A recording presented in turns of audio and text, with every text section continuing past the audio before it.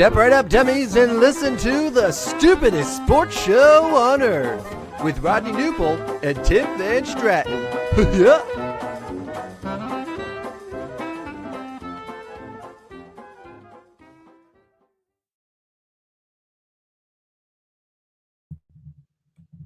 Well, hello, dummies, and welcome to episode number 138 of the stupidest sports show on earth. My name, as you all know, is Tim the Yankee Clipper Van Stratton. Alongside me is Rodney Newpol. Happy opening day eve, my friend. How are you? Yeah, your Yankees get going tomorrow. I think of opening day as Thursday with the rest of the squads and including my St. Louis Cardinals. But yeah, you go tomorrow. So yeah, happy opening day, and I'm excited for baseball.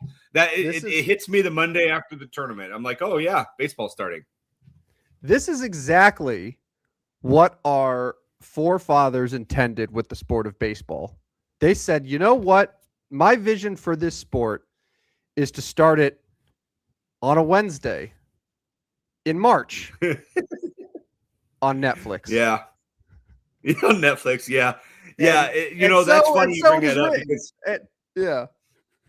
Yeah, that's funny that you bring it up because every year we have the conversation about the weather for a lot of these openers. Well, I'm here to tell you that St. Louis on Thursday, a high of 93 degrees on March 26th. Thank you, St. Louis. Hey, well, listen, I have many a times with you, both on this show and in our own private conversations, told you my plan for how the first 2 weeks of the season should exclusively be played in indoor or somewhat warmer weather climates. And although it's tough, St. Louis does qualify in my list of being in that warmer weather. I have them just with the sheer amount of teams on the East Coast and like playing in colder climates. St. Louis barely, but like it made the list. So congratulations, Busch Stadium. You still get your opening day at home for 2 weeks. So I'm gonna head to I'm going to St. Louis Thursday, and don't worry, I'll be back for the show. But it's crazy because a high of 93 on Thursday, and then it drops down to 30 degrees by Friday morning. So 63 degree fall. But man, oh man, it's going to be crazy. And I've been to some opening days where it was like 38 and rainy. So I honestly think I might get sunburned. I'm sitting in the bleachers. I might get sunburned. Yeah. Bleachers, similar to where we sat in August, where it was very hot. It was very hot in August. There was no drops to 30 degrees there. Everything was sticky. Everything. Yeah, they won't be as sticky, but it's going to be hot. It's going to be hot. But I'm looking forward to it. Going to go see another opening day. I always kind of get spur of the moment. Like, yeah, I'm going to go to opening day. And that's what I'm doing this year. So, yeah. It is against the Rays. It is a team in Tampa Bay that you have long admired. Obviously, you are a Cardinals fan, but I think that you have a soft spot for the Rays.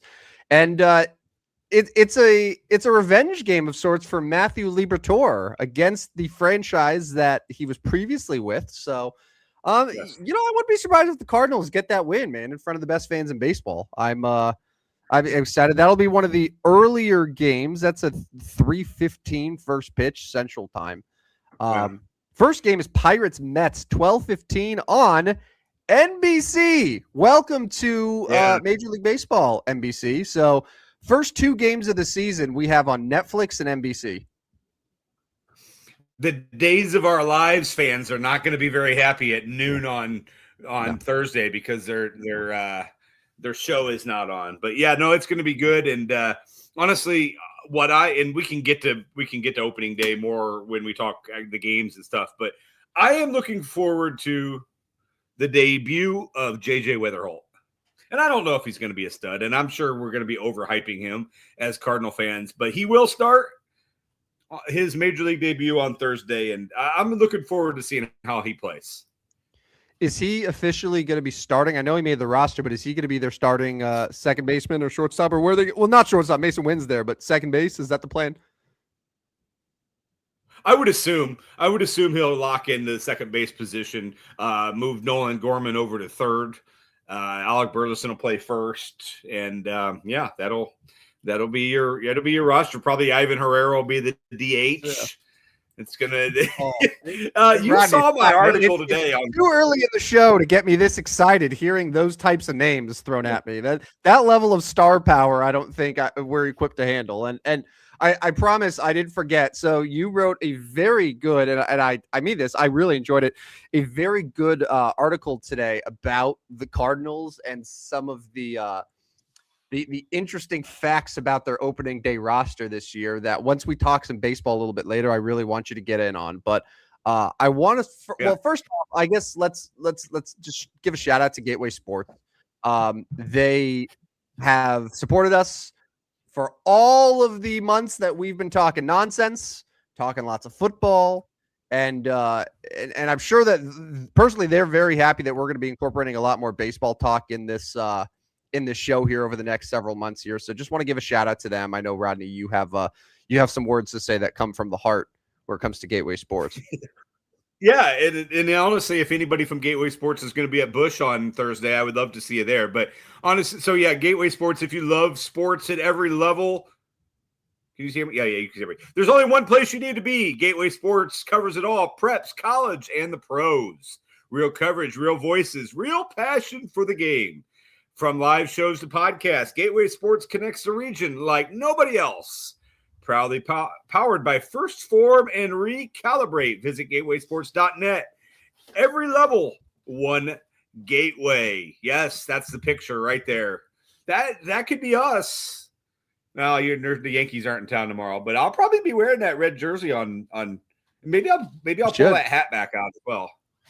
It's a good jersey. No, it's a fresh jersey. It's really good. I definitely recommend it. But all right, let's now. I feel like this has become the Rodney show because we're going from Cardinals talk to March Madness, and we've made it to the Sweet 16. What can I ask you? So after the 4 days are done, where it was just nonstop college basketball, and it's just all that's been on your TV is college hoops. Is there a part of you that like on Monday is like, I miss it, or are you like, I need a break from it? Where are you at typically after the 4 day like March Madness frenzy? Yeah, it's time to move on, right? Like it's time to move on. It's time to do other things. It's time to have other things on. I don't even have the TV on tonight, but it's a lot of basketball. I love it. I don't miss it. I don't miss any of the games. I look forward to it every year, but by about Sunday afternoon, it's like, okay, all right, we need to get to the field of 16, slow it down. And I like the Sweet 16. I like the Elite 8 because we're going to get some amazing matchups, some absolutely amazing matchups. But it's not as exciting. It's not as much of a rush as the first 4 days because I think it's something about that 11 o'clock Thursday start. Like you're literally going to get it the rest of the day. You get up, you eat your breakfast, you get a little work done, you get Prices Right on, you get Prices Right on. You get Bob Barker, Drew Carey, and then you got basketball. And we're not going to get that. Now we are going to get 6:05 starts with Duke and St. John's, but we got some fantastic games coming up. Yeah, and looking at the bracket, so there's a couple like big overarching storylines here. Yeah. After the first weekend. So first of all, like after the opening round, we had all of the 1, 2, 3, and 4 seeds all advance to the round of 32. That's for one. Yes. The second component, now we did have upsets. We saw Florida go down in a great game against Iowa, which I think I possibly Tim cursed that one by saying very early that Florida was going to beat them by 20 plus. So I will apologize to all to Gator Nation out there. That's on me. That's on me. Balls off me, coach. And then 3 seed Gonzaga being bounced. But aside from those, we're sitting here and we're looking at a 2 versus 3 in Illinois versus Houston, a 1 versus 4 in Arizona versus Arkansas. We're seeing Alabama, Michigan, a 1 versus 4. We're seeing a 2 versus 3 UConn versus Michigan State, and these aren't just really like peak matchup seed wise, but these are big brands too. Even the quote unquote Cinderellas, the 2 lowest seeds remaining, Rodney, are the scrappy underdogs of Iowa, Big Ten, Yeah. And the University of Texas is your lone double-digit seed remaining. Texas, they were a playing team, but Texas obviously looked really good these last couple weeks, and I don't think anyone is ever going to look at Texas and say that's a Cinderella. Right. But that's I think my overall impression of the tournament right now is like it's the brands, and I think it's really going to help ratings. Where are you at with it? Yeah, and coaching matters too. You have 14 of the 16 coaches that have not only been to Sweet 16s, but been to multiple Sweet 16s. The only two guys that are coaching in the Sweet 16 that have never coached in the Division I Sweet 16, Fred Hoiberg and Ben McCollum. Now, Ben McCollum has been to many Sweet 16s in college basketball at the D2 level and things like that. But those two guys, now they're matched up against each other. But you look at the rest of them, John Shire, Dan Hurley, Tom Izzo, Rick Pitino, Kelvin Sampson, Brad Underwood, going right down the list. Tommy Lloyd, Matt Painter, John Calipari, Sean Miller has won a bunch of them, TJ Otzelberger, Dusty May, Nate Oates, and Rick Barnes, all of them, not just one, but multiple Sweet 16s, and many of them have been to Elite Eight and then Final Four. So I think coaching matters big time, and we are seeing what we all kind of thought, like the big boys are separating from the rest, right? Like the underdogs survive for a while, and maybe they'll win a game, maybe they'll play for 30 to 32 minutes, such as like a Siena, but it just kind of run out of gas. It takes an extra special level for those guys to win. They just don't have the depth, and the big dogs are at the top. Yeah, we saw it a little bit with High Point. That win that they had on Thursday against Wisconsin was thrilling. It was a bunch of threes that were being thrown at, and it just seemed like everything broke right for them. Saturday, they were able to definitely give a little bit of run to Arkansas, but you kind of saw it at the end too. It's like, oh yeah, this is the difference. This is why this is the difference between an SEC team coached by John Calipari versus High Point. And you saw it there at the end, and like it was still a 6-point game, but yeah, you're absolutely right. Eventually, there's a ceiling on where all of these sort of underdogs can realistically finish in the tournament. I also wanted to throw this out there too, where this is now 2 straight years. Well, last year we had 4 number 1 seeds. This year we're down to 1 seed, but not really a ton of upsets. There's no true, there's no mid-majors. There's no Cinderellas that are left right now. Is this sort of the new norm in the NIL transfer portal, where the guys that normally would stay on and be at VCU for years, or this when VCU was still a smaller school, or Davidson or Loyola or all those schools, like where they would stay and grow together for years, as opposed to being there for a year, having a decent stint in the tournament and then transferring to a big school. No, that is definitely what's going to happen. Is the big guys, the Power 5 conferences, the top 20 to 25 teams I think are going to be back over and over and over. And I think some things could happen. There could be coaching changes. I mean, I think you can include North Carolina in the top 25 of most years. Now they've had a couple struggles, but they're going to have a major change with coaching. Now that used to be a big deal to lose your coach in March, because like, you're now figuring out, who's going to come in. But now it could be a big deal the positive way, because let's say they bring in let's just throw out Dusty May. Let's say they bring in a Dusty May from Michigan. Well, he's instantly, the day he comes on that job, he's going to be able to grab almost anybody he wants, because the portal is still open. Any of those guys can jump in the portal and say, you know what, I want to go play for Dusty May over at North Carolina, and I'm eligible right away. And he could have a top roster the next day if things work out for him. So it's a whole new landscape. And there's talk Bill Self is going to retire at Kansas. Now he's got great guys, but they go hire TJ. I don't know about TJ Otzelberger, but they hire somebody, and it could go one of 2 ways. And I think that's just such a huge key. Yeah. Oh, you're absolutely right. And it's there's the difference too. Like these coaches can go, they can take their own players. They basically have this, like, the sky's the limit for what they can do, and they can have such a quick, instant turnaround. I mean, Iowa's had a quick turnaround. Michigan, I mean, has become a powerhouse right now. Yeah, you're absolutely right. So I guess now the next question here is, after 4 days of technically 6 if you count the first 4, want to give the games in Dayton some love.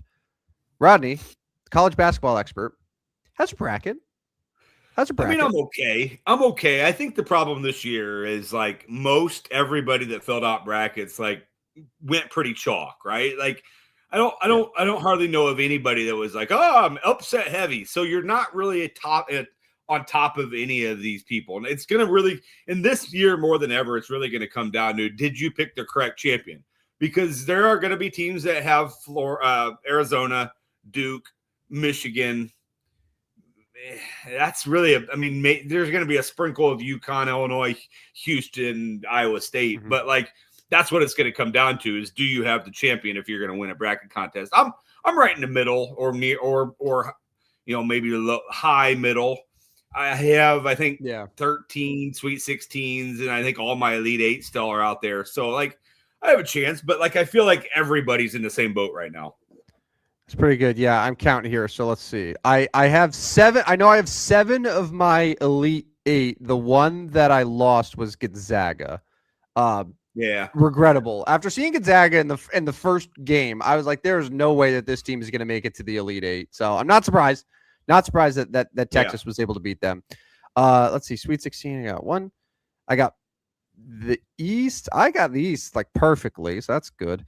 Florida, shocker. I had Florida in there. Yeah. So let's see. 1, 2, 3, 4, 5. Do I really only have 6 of the Sweet 16s? Oh, brother. Yeah. It's probably why this might be why I'm in, like, the 67th percentile, and where I was like, I've only lost 1 Elite 8 team. Why is that? It's because I've only got 6 of my Sweet 16 teams. So yeah, that's not good. Yeah. Oh no, I got more than that. I miscounted, but you get the idea. It hasn't been very good, but listen. Right, at the end of the day, man, if I get my Final Four, I'll be happy. If I had to redo my Final Four, I would probably put Michigan in there over Iowa State, even though Iowa State's look really good. But, like, Michigan right now, even though, I don't know if you know this, but the Big Ten hasn't won a national championship in over 25 years. Michigan looks really, really damn good. And they do. I don't know if someone is going to beat them. I don't. Yeah, I mean, first up is Alabama, and Alabama has the possibility, because they're going to be a lot like St. Louis, where they are going to score. But I don't know as if Alabama can hang for 40 minutes. I mean, Alabama's a lot like Michigan just saw in St. Louis, just better. So that's going to be an interesting one. If they have Iowa State in the Elite 8, Cyclones play enough defense that I think, and they got enough dudes that I still think you could be right on that one. Yeah. But yeah, Michigan. So, but the Big Ten, you said it, not me. 26 years.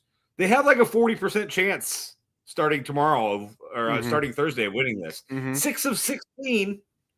6 out of 16 teams, they got like a 40% chance. Don't blow that, Big Ten. This would be one of the biggest choke jobs of all time if they can't get 40% to come down as a national champion. Yeah. So we know for sure that at least one is going to make the Elite 8. Iowa or Nebraska is going to the Elite 8. So they got one. Yeah, wild. Huh? Yeah. Wild. That South region, there's 3 of them. Yeah. Oh, yeah. It's funny. There's 3 of them, and yet I feel like the favorite is none of them. It's Houston. In Houston.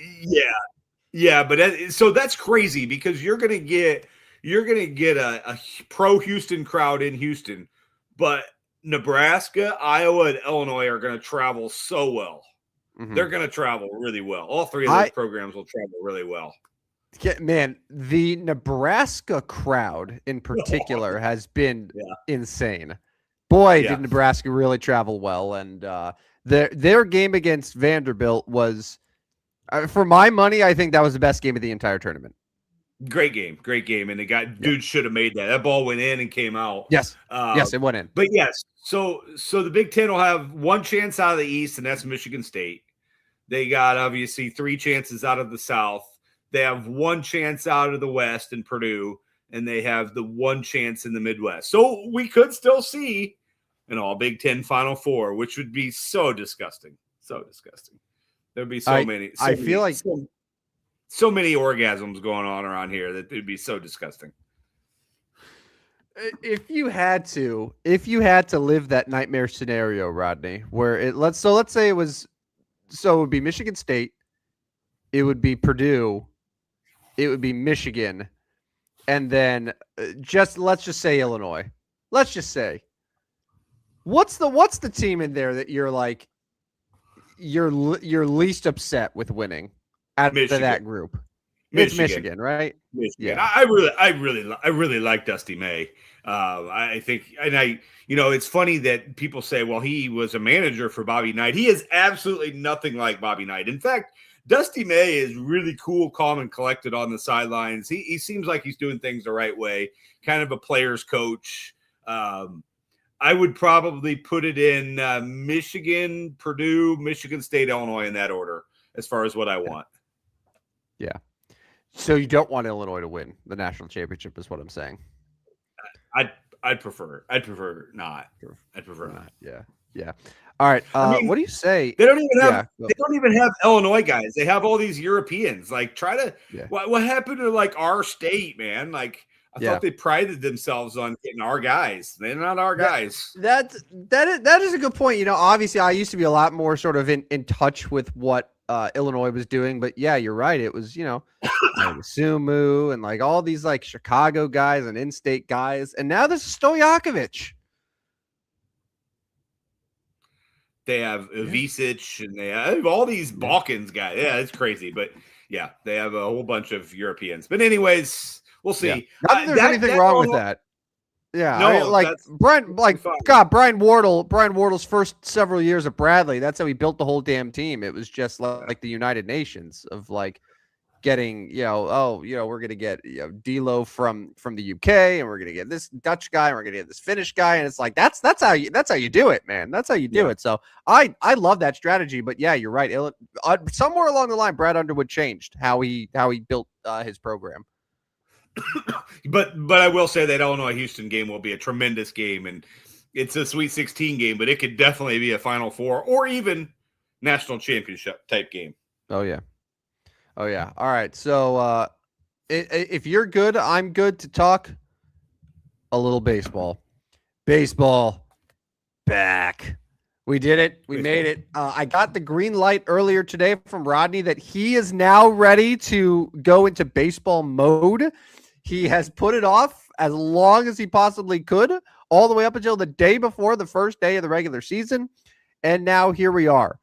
So where do you want to begin, man? I guess we could start right off the bat. I do want to hear those fun Cardinals facts again, in case people didn't get around to reading your article today. But I do want to go through real quickly, like each division, just sort of give our initial thoughts, give our picks, sort of what we did last year. Hopefully we're better than we were last year. But yeah, I'll let you sort of lead us here with this Cardinals thing, because I'm so fascinated by all of it. Yeah, so the Cardinals coming into Thursday's game with their opening day roster, the Cardinals are the only team in Major League Baseball without a former All-Star on the opening day roster. Not one guy has ever been an All-Star in Major League Baseball that's on this roster. Not one. That includes teams like the White Sox and the Rockies, who are clearly rebuilding and not doing a very good job of it. They have at least one player who's made an All-Star team. The Cardinals don't. The other one that came to mind, for the first time since 1995, the Cardinals will open the season without a player on the roster who has hit 100 career home runs. There's not a single guy that has hit 100 career home runs for the Cardinals. And then the final one, they have 0 players that debuted in the 2010s. So nobody in the 10s all the way through the 19s. every hitter on the roster made their debut in 2020 or later. That is certainly not normal for Major League Baseball teams. Very young team, a very inexperienced team, a rebuilding team. And I don't know if it's going to be a decent team or an absolutely terrible team, but they're going to trot out Thursday on opening day, and we'll find out. But I'm going to try to kind of have the open mind of like, is there an opportunity for this team to build and be better in the future and not necessarily worried about what place they're in all the time? Yeah. Try. That's difficult because how I've always kind of gauged the Cardinals is, they're 3 back, they're 6 up. They're going to make the playoffs. I think I just got to wipe playoffs out of my brain and just kind of watch. And I hardly ever done this as a Cardinal fan.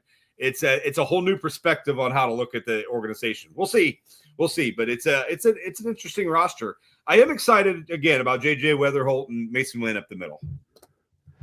So allow me to offer you some thoughts about this, because I think what you said is great. And yeah, you have never, and the Cardinals really have never gone into a season being like, yeah, we're probably not going to be very good, but we'll see what happens. They've always pride themselves as a winner, and a team that can win. Even if you and other fans were like, this team's no good, they never admitted it. But I think now is the first year that they're like, hey, this is kind of a rebuild happening. So as someone who used to root for a team that would go into many a seasons being bad, I think you have the right mindset. I think you have to realize that the Cardinals are not going to be a playoff team this year. ESPN today, they put out a power ranking, all 30 teams. They had the Cardinals 26th with a projected record of 70-92. They're going to be probably 4th place at best in the division. But the season is a success if JJ Weatherholt shows that he belongs in the major leagues, if guys like Jordan Walker can be a post-hype guy who suddenly emerges and it's like, hey, that's why he was as highly regarded of a prospect as he is. If there are certain pitchers that are able to step up and cement their spots in the rotations. So you're really looking not as the team, but as individual efforts, the guys who are going to be core pieces for the Cardinals over the next several years. If you get a few of those guys, it doesn't matter what the record is. You can lose 100. Right. You can lose 100 games if at the end of the season you're like, hey, you know what? We sucked, but we had 2 players that played at an all-star level this year. We now have a core. We have a foundation that we can build around. That's it. And once you go through it through that perspective, the season, it's not as bad. It really isn't. Right, which I think is probably why I'm okay with Ali Marmol staying with the organization. You mind is, from all accounts, players still seem to like him. He seems to be good with the guys. And so okay, as long as you temper the expectations that Ali Marmol is not necessarily there to lead them to the playoffs, he's there to help them grow in their game and to hopefully be part in the next couple of years of a better organization, Cardinals. But yeah, because there was a lot of questions when they re-upped him. Like, why? Well, why bring somebody new in when you got somebody that is willing? Because a lot of managers aren't even necessarily willing to go through a rebuild, right? Like, no. There would really be no interest or very minimal interest for managers if that job was open and they were saying, hey, so listen, so we're going to hire you, but we are going to trade all these veterans. We're going to be a very young team. We're not going to have a single all-star on the team whatsoever. We don't expect to be good. So how does that sound? Yeah, it'd be like, it sounds terrible. Like, no, not going to do it. So yeah, you're like, no manager would come in unless they're inheriting a team that's like, hey, we want to bring you in because we think that you can elevate this team. But that's not really a priority for the Cardinals. It's Marmol sort of steadying the ship, saying, hey, you know what? Keep these guys happy, keep them engaged, help them just grow and get better, learn how to be professionals, and then you go from there. Yeah. Yeah. No. So it'll be fascinating to watch. And I mean, I'm ready. I don't know how much watching I'll be doing, or if mostly just following and listening, because I don't know if I'm committing to 2.5 hours of losing. No. Well, hey, listen, it might be like 2 hours and 20 minutes, constantly trying to speed up the game a little bit. Yeah. Good point. Yeah. All right. Let's do some season predictions here. So, I figured the best way to do this here is we just run through sort of division by division. Oh, okay. Now, unlike the NFL predictions, I did not have time to go through and do win-loss for every single team in Major League Baseball. And honestly, I probably won't have records either, because the records won't line up unless I go through. So I think we just sort of we just give our thoughts on the division. We pick who we think's going to win, and we go from there. So where do you want to start? I'll let you pick where we jump off here. We're going to go with the AL East first. Mm-hmm. And I am going to take the Toronto Blue Jays to win the division and the New York Yankees to finish second in the division.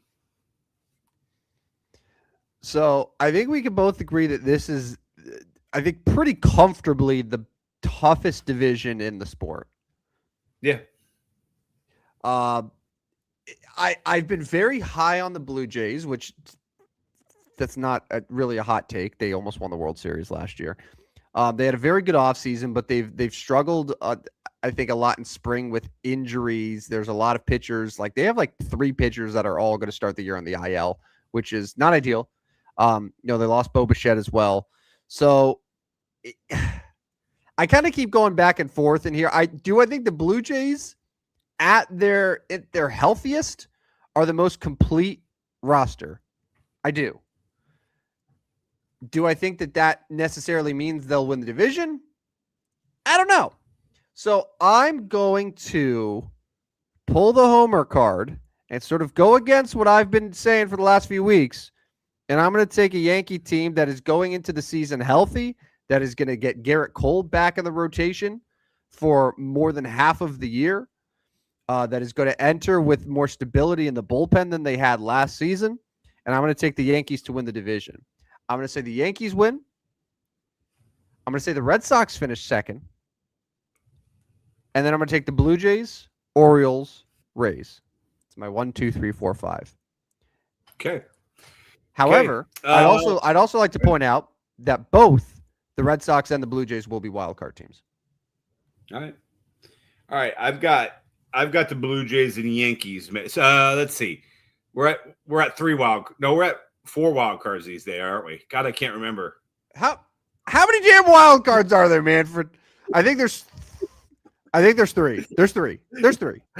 It's so crazy. Like, a guy that's followed this religiously, and I can't remember how many wild cards there are. Why did I say 4? I don't know. You're telling me it's like there's every year. Oh, we added another wild card. Oh, it's the best of this. Oh, it's not one game anymore. It's best of 3. Oh, this is best of 5. It's like, it used to be so easy, man. You're so right. It was so easy. We had it perfect.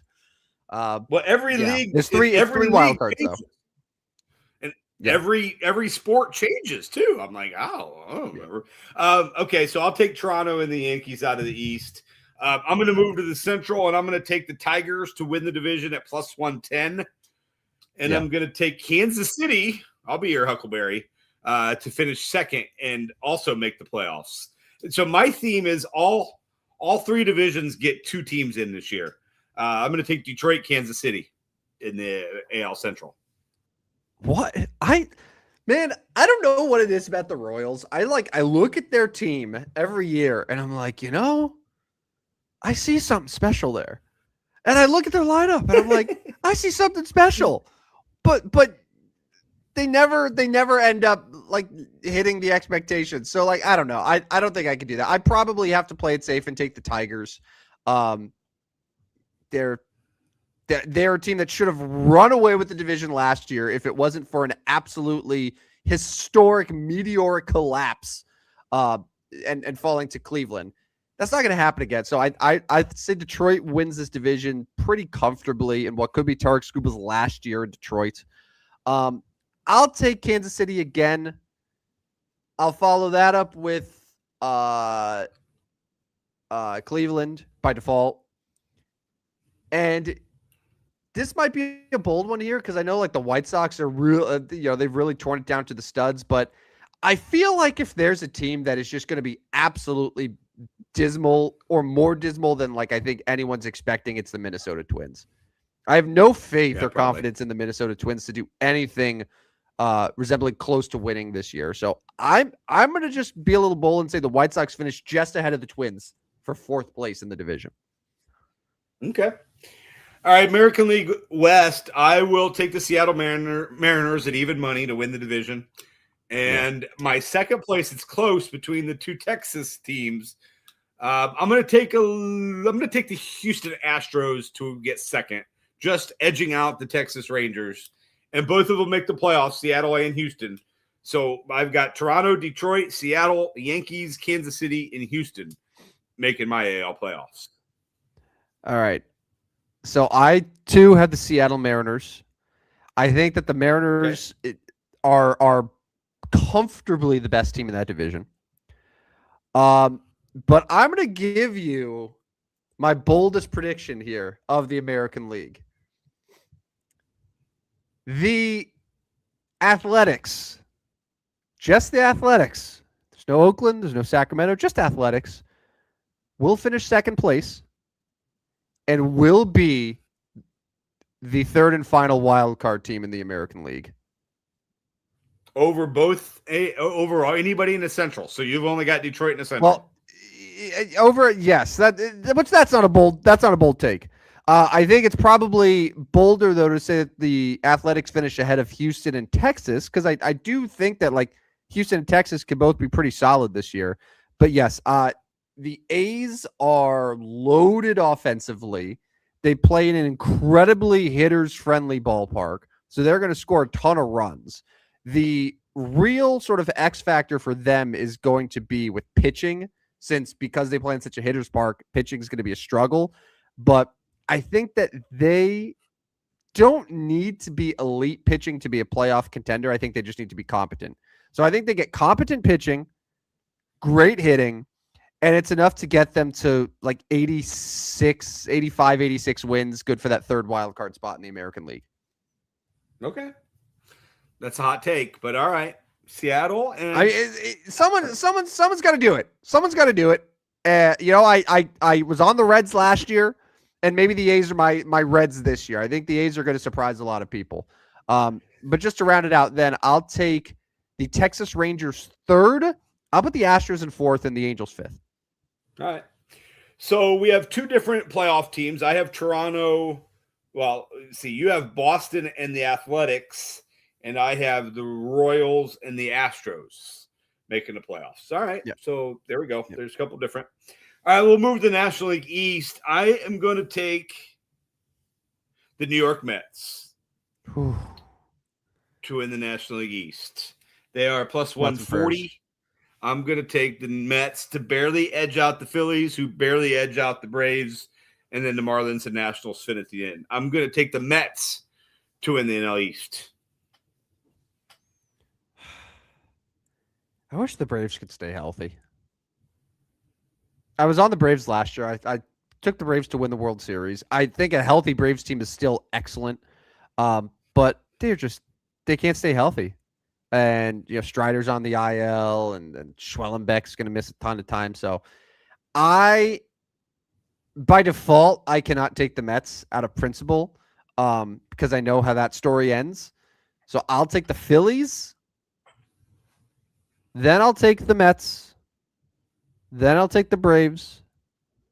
And then it will go Marlins 4th, Nationals 5th. Probably about right. But I don't feel good about it. I really don't. I really don't feel good about it. And like the Mets have a very, very solid roster. But because they're the Mets, I can't bring myself to do it. All right. National League Central, I'm going to take Chicago Cubs easily. I think it'll be easy NL Central runaway this year. I think Milwaukee, they're finally going to hit their Milwaukee spell. They're Cubs run away with the Central. I'll take the Cubs first, Milwaukee 2, Cincinnati 3, Cardinals 4, Not yet, Pittsburgh. You don't get us yet. I'm going to take the Cardinals 4, Pirates 5. Even though the Pirates have 2 aces at the front of the rotation and the Cardinals have none. But I'll take Cardinals 4th, Pirates 5th. This is why you're a genius. I see through what you just did. I know this game that you've played. The reason that you're taking the Cubs, you have no belief in the Cubs whatsoever. The reason that you have taken the Cubs is because this is a win-win for you. If they do win the division, you could sit here and say, like, see, I put my bias aside. I always believed in the Cubs. And you look right. But if they don't, you can just laugh your way to the bank and go, ha, ha, ha, ha, ha, ha. Typical Cubs. So I know what you did. I know exactly what you did. You hit him with a nice reverse jinx, a season-long reverse jinx. It's not going to fool me. It's not going to. I'm going to take the Milwaukee Brewers because whatever Milwaukee spell you said they're going to run into, I haven't seen that shit yet, brother. I don't know what the Milwaukee spell is. The only Milwaukee spell I see is the spell they put on every other team in the Central to finish below them in the standings. So I'm going to take the Brewers to win the division. I'm going to give the Cubs second place. I'm gonna put the Reds third again. I'll put the Pirates fourth, and then your Cardinals. They won't be an abomination, but they'll struggle. I'll put them fifth. All right, National League West.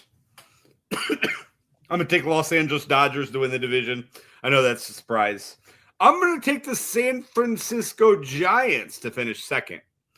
Like that pick. San Diego Padres third, Arizona Diamondbacks fourth. Who's fifth? Colorado. I think that's good. Is there any concern at all that the Dodgers are just like, yeah, we don't care about the regular season, and they're totally content with winning 91 games? While the Giants have one of those years where they just play well above their expectations and finish with like 94 wins. I don't see it happening because I think if it's close in August, they Dodgers turn it on. Yeah, like I think they're just too talented to where like even if they just stopped trying, their talent alone will get them to 95 plus.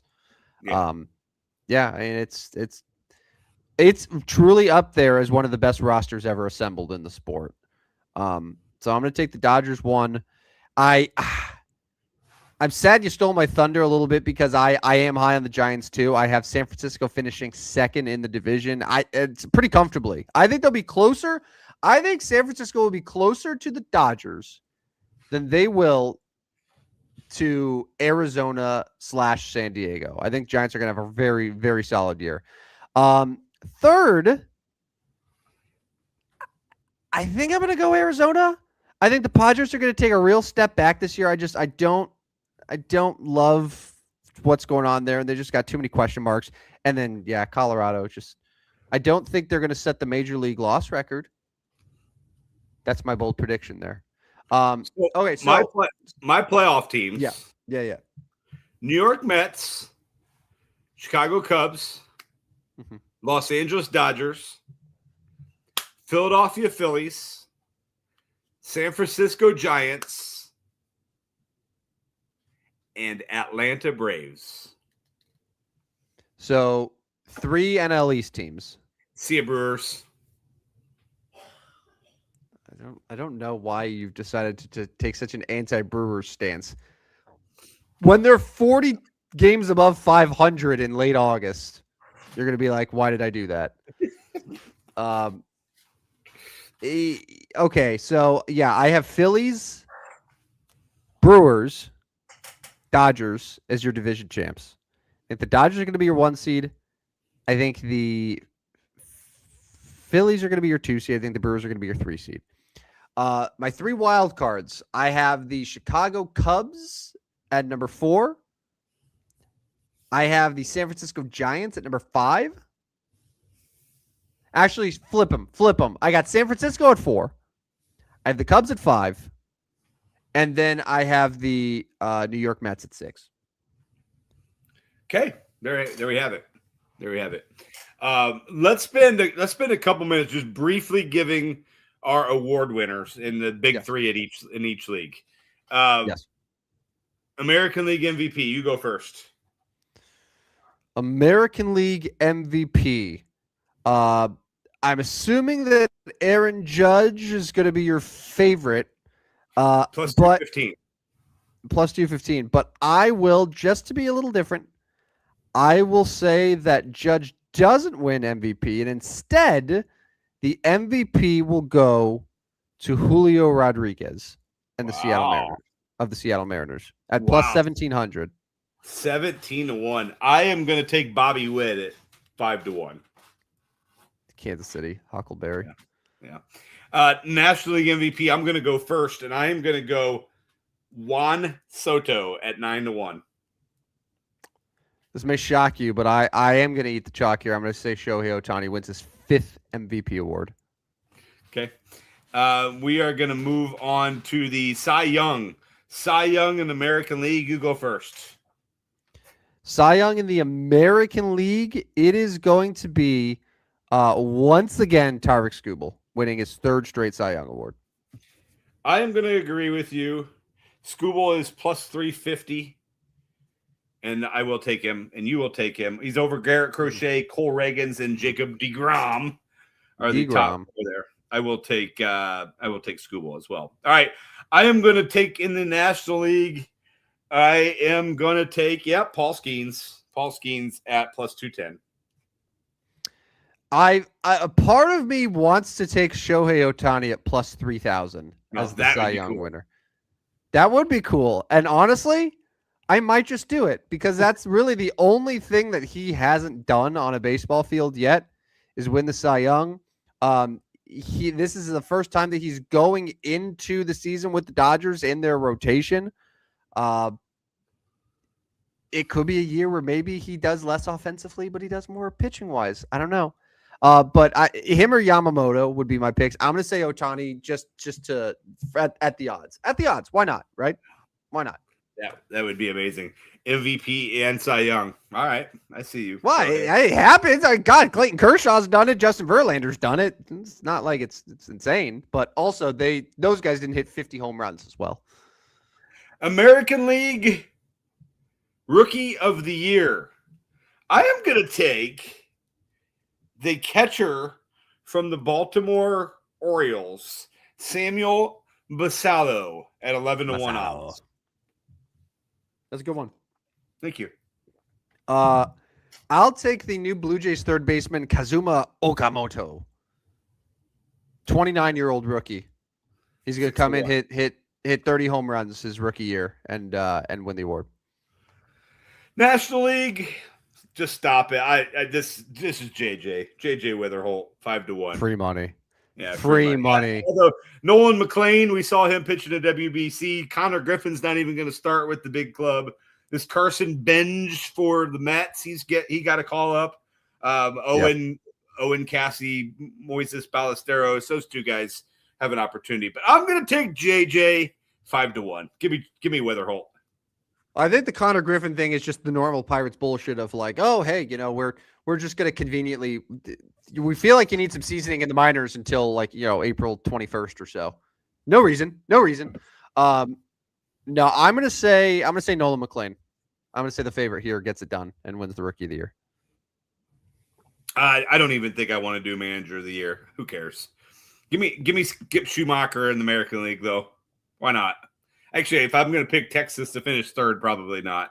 Probably not. Yeah, it's probably a bad choice. I'm not doing Manager. I'm not doing Manager. I'm going to say who's the manager of the A's? Is it Mark Kotsay? Give me Mark Kotsay. Yeah. If he gets him to the playoffs, Mark Kotsay is going to be your Manager of the Year. Is that plus 1,300? 13. And then NL. Who would be my? It's not Dave Roberts. I mean, you'd probably go somebody like the Giants.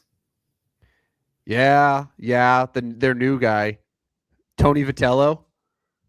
Let's go, Tony Vitello, the guy, college baseball coach, first year in the major. I probably should have thought about that before being so high on them, but oh well, it's too late now.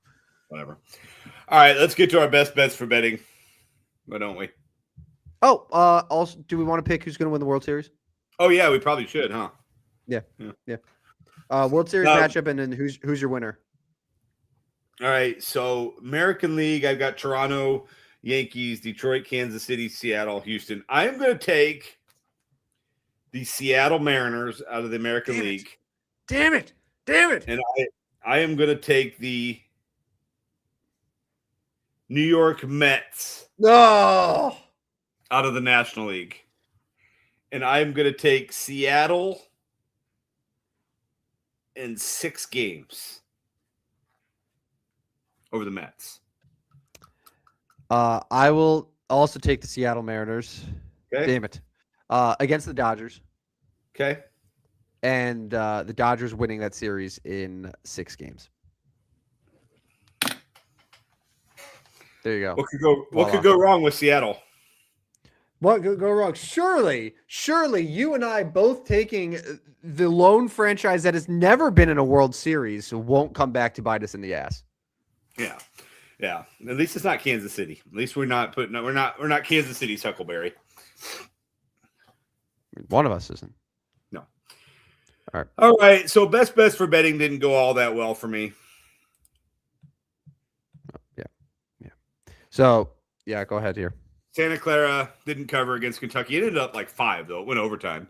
Akron didn't cover against Texas Tech. John Gross.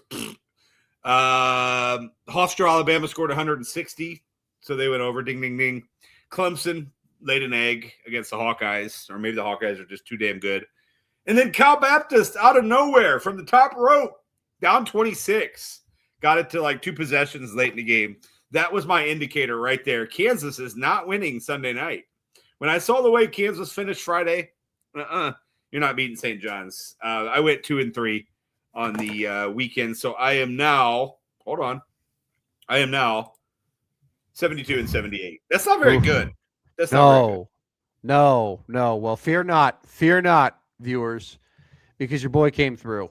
Wright State nearly beat Virginia as an 18.5-point dog. So shout out to them.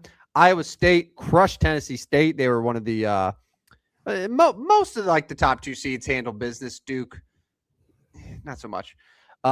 Miami of Ohio, this one hurt. I really should probably watch them more because God, they suck. That team, just so white. Like they're just bad. St. John's cruise past Northern Iowa. Thanks for repping the Valley, Northern Iowa.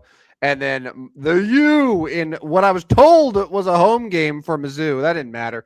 The U advanced past Mizzou. Had a great second round game against Purdue. I really thought they had a chance there up until the end. And so that's a 4-1 week for me. A good bounce back as we are now back to 500.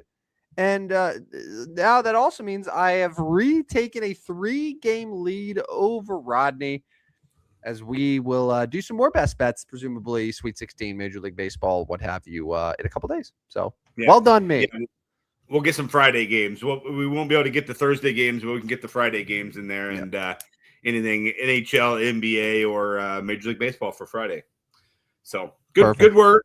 Good work by you. Good work. I'll tip my cap. Thank you. All right. Who are we remembering this time? Well, truthfully, I'll pull back the curtain a little bit. We thought of the first name that came to our minds about 3 seconds before we went live. And I was just like, hey, remember Carlos Baerga? I'm sure that you probably remember Carlos Baerga pretty well. Played all throughout the 90s. Journeyman is probably not fair, because he spent a lot of years in Cleveland, was on some pretty good Indian teams before then he bounced around the league, went to San Diego, the Mets.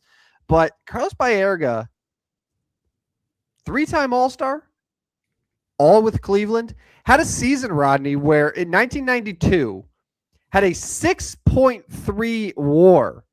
Yeah.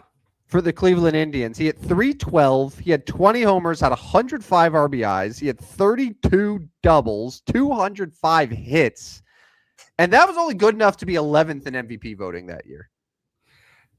Yeah, the thing that stuck out to me the most on Carlos Baerga, and I'm not saying he was an underachiever, but I was shocked he only had 134 career home runs. That just seems low. Yeah. Yeah. I guess I just thought of him as a little bit more of a home run hitter. Yeah, well, it's funny. His 2 seasons early on in his career, he had 20 and 21 homers. He never hit more than 21 homers in a single campaign. In fact, in 1996, when he had 10 homers, 12 homers was the last time that he had double digits in a single year. Later on in his career, it was 3 homers, 2 homers, 4 homers, and just, I guess, not really a power guy. And yeah, I probably would have expected some more power out of a guy who got 30 doubles a year, who drove in runs. He had 90 RBI seasons. Right. He drove in runs, but just wasn't a huge power guy. So yeah, I was definitely surprised by that. Yeah, 3-time All-Star, 2-time Silver Slugger in the Cleveland Guardians Hall of Fame. Played the World Baseball Classic twice. Played in the KBO as well. I did not realize that Carlos Baerga spent a season with the Samsung Lions, kind of in between his second stint with the Indians before he went to Boston. That's something I did not remember. And now today, a lot of people are getting familiar with Carlos Baerga, not from when he was playing, but he has casually broken news stories about signings and baseball developments with Puerto Rican players. Like, there's been a couple instances over the last couple seasons where, with like Francisco Lindor and Carlos Correa, that he was the one who would like put out on his Instagram that like, oh, Carlos Correa is signing with so-and-so, or Lindor is signing with so-and-so. So like Carlos Baerga has sort of become like the Puerto Rican Jeff Passan of just dropping these random news stories, high profile negotiations, and all with like Puerto Rican players specifically. But that's sort of been like an interesting development with him. So clearly still very involved in like everything that's going on with Puerto Rican baseball. And if you've ever seen the Instagram posts of Carlos Baerga breaking a news story, that's him. That is him. It's not, he's currently still in baseball. He's part of the Spanish broadcast for the Cleveland Guardians. So he's still plenty involved. And I think his son played for a while, right? Didn't he have a son, Carlos Jr.? Yeah. Sounds familiar. Yeah. I don't know what his career path is right now, but Carlos Baerga's a good one. Started with the Indians, Mets, Padres, Indians, Red Sox, Diamondbacks, Nationals. 2005 was his last year. I would have sworn that Carlos Baerga was done playing before the turn of the century. I have no memory of him playing Major League Baseball games well into the 2000s. For Red Sox, Diamondbacks, and Nationals, all of them. Yeah. Like 2005, the first Washington Nationals team he was on, 93 games for the first Washington Nationals. So there you go. Carlos Baerga. Shout out to you. And definitely the like perfect candidate for the Hall of Decency that you and I established years ago on the radio. Hall of Very Good at all. Hall of Decency. Yeah. You get a couple All-Stars thrown in. Yeah, I'd say so. Yeah, he was a decent player. And that's okay. That's okay to be a decent player. You and I would love to be decent players in MLB. I would love to have the career that Carlos Baerga had. You got 15 years in Major League Baseball. You got All-Stars. You got Silver Sluggers. Yeah. You're in the Team Hall of Fame. My God. Yeah. That is better. Yeah. That is better than like all but the top, the couple percent of players in the history of the sport. Right. Yeah. No, a very, very decent career, Carlos. Shout out to you. Shout out to you, Carlos. Hopefully you're listening, and give us a shout on your Instagram if you are. Yeah. All right. Well, that about does it for the show. Are you still doing Twitter Spaces even on the off days of the tournament? Yeah, we'll be back tomorrow morning. Yesterday, we had Grant Leonard, head coach over at Queen's University. He joined us from the Royals, Queen's University Royals. He talked about his trip to the tournament. He talked about they went to St. Louis for their tournament, and he gave us a funny story that some of his players were like, "Coach, ain't that the murder capital of the world?" Oh, yeah, that's what they thought. That's how St. Louis is looking. He's like, no, guys, that's East St. Louis. That's a completely different state. Anyways, that's how the Queens Royals were looking at their trip to St. Louis. But he talked about they saw the stadium, they saw the arch, so they got to do some cool things. And Queens building a nice program there. Oh, yeah. I love how you just brush it up. Yeah, it's in a totally different state as if you just can't see it, just like right across the river. It's not like it's far, but yeah, no, I get your point. Well, that's good, man. That's a good get. You got a NCAA tournament coach on the show. Yeah. And yet, who have you brought for the Stupidest Sports Show? I mean, who do you want? Anyone. I've already said we should get the guy who uses like astrology to figure out like how good an NBA lineup is going to be. Like those are the guests that we need. Yeah. We'll have to put some thought into and get some guests here as NBA playoffs and baseball gets going. Maybe an NFL draft guy, Mel Kiper. Yeah, Mel Kiper. Yeah, get Mel Kiper for me. I think that's how you make it right. Thank you. Yeah.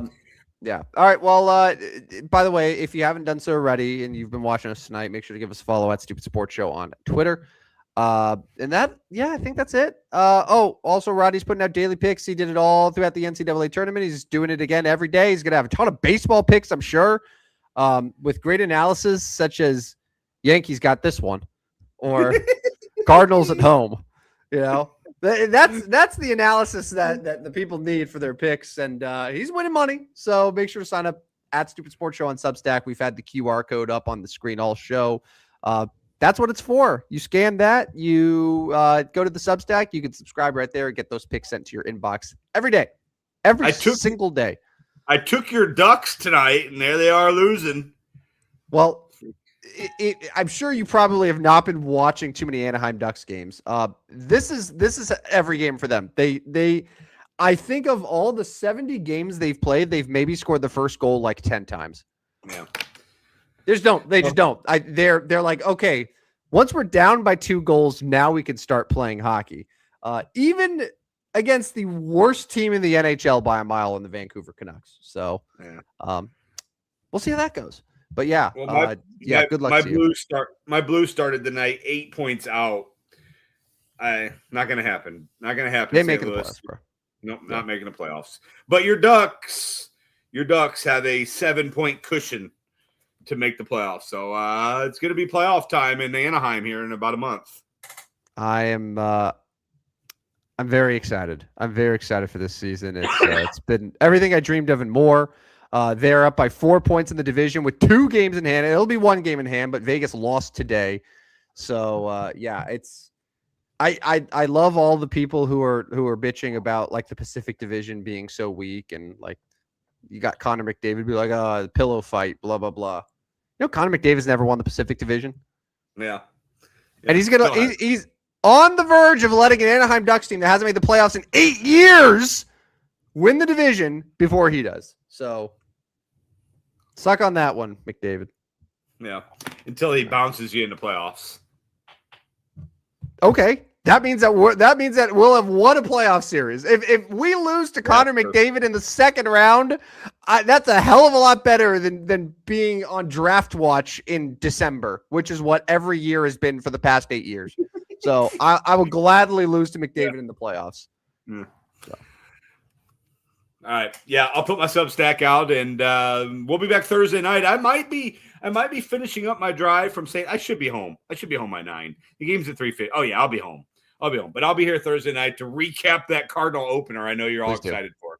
Please do. Yeah. That's I want a highlight package set up for the show. Perfect. Yeah. All right. He's Rodney Newpel.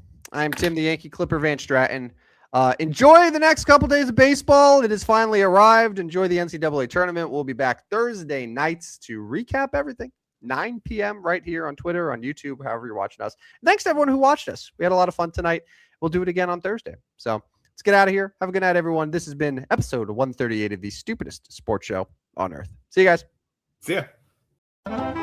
Step right up, dummies, and listen to the Stupidest Sports Show on Earth with Rodney Newpel and Tim Van Stratton. Yeah.